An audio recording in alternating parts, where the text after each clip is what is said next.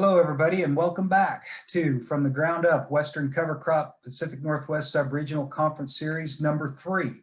I'd like to welcome you. My name is Steve Hines. I'm with the University of Idaho Extension. Today's topics are going to focus on dryland and irrigated systems of the inland Pacific Northwest.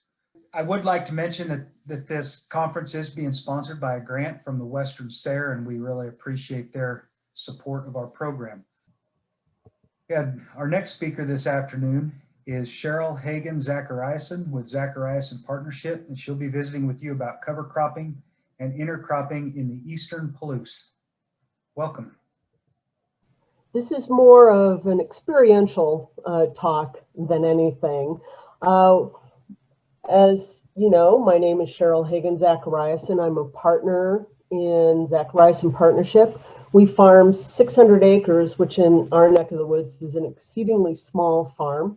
Our cash crops, we're continuous cropping, so we don't use summer fallow because it's pretty high rainfall in this area and you subject yourself to erosion. So our cash crops are wheat, barley, and peas. It's a 3-year rotation. This year we're starting a contract with CSP and NRCS. And so we're going to stretch our rotation out 4 years. So it'll be winter grain, spring grain, legumes, and then a cover crop, and then we'll go back into winter grain. The really critical thing for us, and the reason why we can do some of this experimentation, because in our area we're also kind of really out there, is that we direct market all the grain we grow as feed to local small farms, 4-H and FFA clubs. And so all of our grain stays local. So this is kind of an example of our ground about 3 years ago. We were a conventional minimum till operation. We did a little bit of conservation tillage, but on occasion there was scope creep and we would do a lot of tillage. We followed chemical companies' recommendations on fertilizer and chemical applications, used seed treatments, fungicides, and insecticides. And we had decent yields, but what we noticed were a couple of really critical things.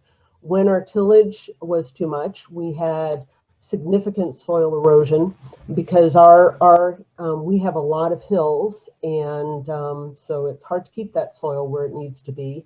We had very high input costs, and we had declining soil health. So we started questioning what we were doing and how we were farming, and really started doing research and looking at alternatives.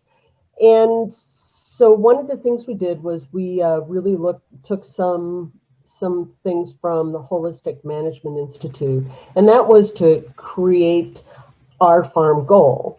And our farm goal, what we finally settled on, was to farm in such a way that we have healthy soils, healthy finances, healthy farmers, and ecosystems, and then to be a source of information for others. Since this is a 15-minute talk, I can't really get into details, but I will share my contact information with anyone who's interested, and I'd be happy to talk with you about what we've done and get into specifics.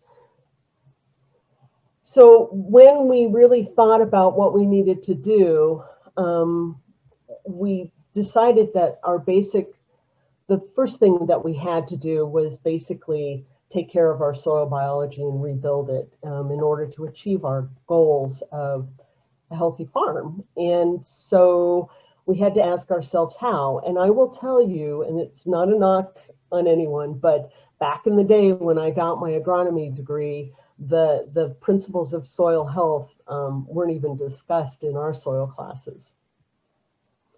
So we really have tried to adhere to the principles of soil health, and then within that context, really try to make our decisions and our management work.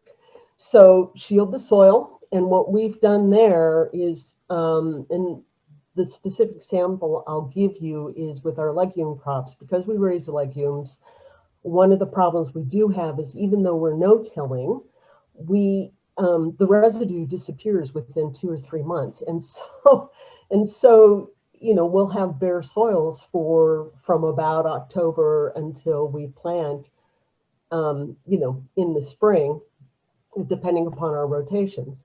So like with our legume crops now, what we do is we'll raise peas, but we intercrop with oats and phacelia and golden flax. And we do the phacelia and the golden flax for the specific reason of it allows us to encourage mycorrhizal growth and fungal growth, which we need in our soils because ours test high in bacteria and very low in beneficial fungi populations. Our soils are very much out of whack, and it's going to take us a few years to get them back. And the other thing that the phacelia and the golden flax do is they're really good for beneficial insects. They work really well in our feed mix. And the golden flax has a heavy lignin in its stems, and so it stays on the surface. And so far, it's looking really good. We're keeping the soil shielded. The other thing that we, again, soil practices is we've minimized the disturbance, and we've really tried to minimize it both mechanically and chemically. We bought an 1890 drill, which is a single pass, single opener drill. And we use it, and we stopped tilling in 2019, the spring of 2019. So we don't even incorporate fertilizers, which we are also trying to scale back. So at one point in our wheat, etc., we were putting on up to 120 pounds of solution 32 nitrogen. We're now reducing it every year by about 30 pounds to the acre. So we expect that we'll put on about 30 pounds of nitrogen in our spring grains this year. And what we're hoping to do is get that down even further. But we have to also balance that with getting our nutrient cycling up. So we also stopped using seed treatments on all our seeds. We stopped using fungicides and insecticides. And we are working to minimize our use and the impacts when we have to use herbicides. We really tried to scale those back. What's getting us is weed pressure and weed flushes. And part of what I'm trying to understand at this point is if we're getting weed flushes because things are changing in the soil, if we're getting weed flushes that we're just going to have to deal with until we can understand how to better or hone our management practices. Ultimately, we would like to get to the point of being organic, but it's kind of a tough deal right now. So we also have increased our plant diversity and roots, and we're doing this through cover cropping and intercropping, and I'd be happy to tell you what our intercropping was and what worked and did not. I will say that one of the things that's really important to remember is when you intercrop, you cannot necessarily terminate that crop, and so you need to have intercropping that works, that can be harvested at the same time or managed, so it doesn't become a weed. We also have inserted perennials into our annual mixes, so we use a little bit of red clover, and we're considering putting some polite forbs in there, such as a small burnet, just at about 1/4 of a pound per acre, and some bunch grasses that do well here but tend not to spread. And it's to mainly try to keep perennial roots and just add to the diversity of the roots that are in our fields. We also are, and this is blasphemy for this area, we're allowing grain bridges to exist over from harvest over until we get back into that field in the spring. We did try planting winter cover crops, but for us, it gets really tough because August, September, October tend to be fairly dry months, and we had problems with emergence. Plus the fact we also had a real bad cold snap in 2019, in the fall of 2019, that nothing wanted to come up, even the wheat. So we are also working to have field borders with perennial covers that include bunch grasses, perennial flowers, forbs, and legumes. So we always have living roots at least along the border of the fields. I really think that it's important to it also contributes to the diversity of the area. So as I said, using cover crops and intercropping helped us to will help us, I'm hoping, to get to a more biological way of farming. We, on our farm at this point, have problems with water penetration, with organic matter, with nutrient cycling, and with weed control. And a lot of those are the consequences of how we have been farming historically. And they're all interrelated. Our organic matter on our fields is 2.5, 3.5%, which by most soil tests is on the lower of the acceptable side. I don't think it's enough. So we have to work really hard to get there. It's part of the reason why we're reducing our nitrogen inputs as well, is because we want to be able to get the nutrient cycling back up and running, and we want to preserve our organic matter. And there have been some studies that when you put nitrogen in, you're just burning up your organic matter as much as if you were tilling. Our water penetration issues have to do with poor soil structure, and it's yet another thing that we need to work towards, and what we are working towards, and the nutrient cycling. And I really think that our soils have been seriously impaired, and it will take us a couple of years to do that. Lastly is weed control. It's very interesting to me because people talk about soil seed banks, and we controlled all of our weeds, had exceedingly clean fields for most of our farming career. And last year we had a flush, and mind you, we had some strange weather in the late spring, but there was a weed bank there that had been there for a very, very long time. So my question has been to myself and to others is what in our soil is making it conducive for those weed seeds to germinate? And I don't know the answer. So the lessons learned, the ones that I have thought about, and it's more about having guidelines and certain principles to make your decision management choices, or make your management choices.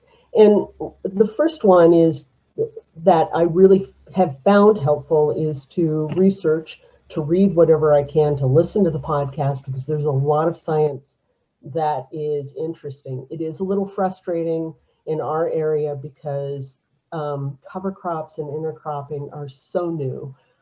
We are one of the first people to do it on a whole farm basis, and we can afford to because we direct market our grains. We don't go through the commodity channels, the traditional ones. The other thing that we also have been doing is really trying to find partners to work with in WSU and NRCS. We've also approached some seed companies that are interested in what we're doing, and are partnering with them, and also have been asking for help when we need it, or when we're kind of lost, especially this year when we had a prickly lettuce issue. It was significant. It broke a couple of the farmers' brains on our farm, at least. So the other thing is that, and it goes back to what Leslie was saying with the wheat mosaic virus that they had. I was talking to a person who works with Leslie, Mike Nestor, and we were talking about the possibility of planting winter grains early. And he told me about the wheat mosaic virus and the mite that is responsible for that, or is the vector. And what I realized was, while I might be willing to take the risk on my farm, I was not willing to have it possibly escape to someone else's.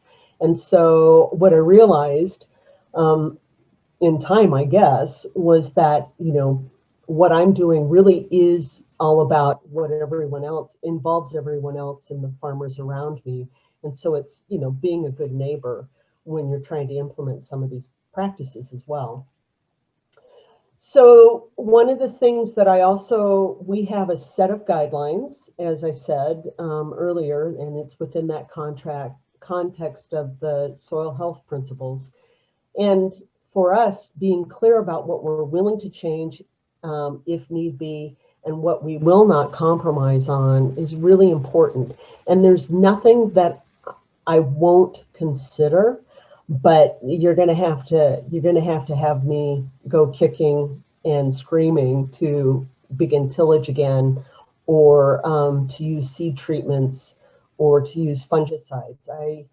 I will use them if I fear that our farm is in trouble, but I won't do it unless it's the absolute thing that I must do. So generally it's using technology when appropriate, but really in a very thoughtful and mindful way. So the last the last two that I think were really important for us, and it was just such a pleasant surprise, was just how resilient the soil is. And for us, it's pretty gratifying to see earthworms in places that I've never seen them before, and to see mycorrhizal development where I've never seen it before. It's been very gratifying, and we have a long way to go. And it'll take us a long time because we're in a transition, but the soil is incredibly resilient and responsive, so if you love it, it'll love you back. And then the last one is, for us, is to think in systems and to really try to avoid that linear, if I do this, then I'll do that, because I think it's what, at least for our farm, got us in trouble. And it's just understanding that the type of farming that we're trying to do is hard. It takes a lot of thought and a lot of energy and a lot of risk, but it's well worth it if when we get to the point where our transitions are working and we understand what we're doing, that we have the soils that show that. So my contact information is on this screen. If anyone wants it, I'll post it in the chat, or I'll make sure I can get it to whoever needs it. Thank you. Thank you, Sheryl. Very interesting learning about ag systems in different parts of our Pacific Northwest region here.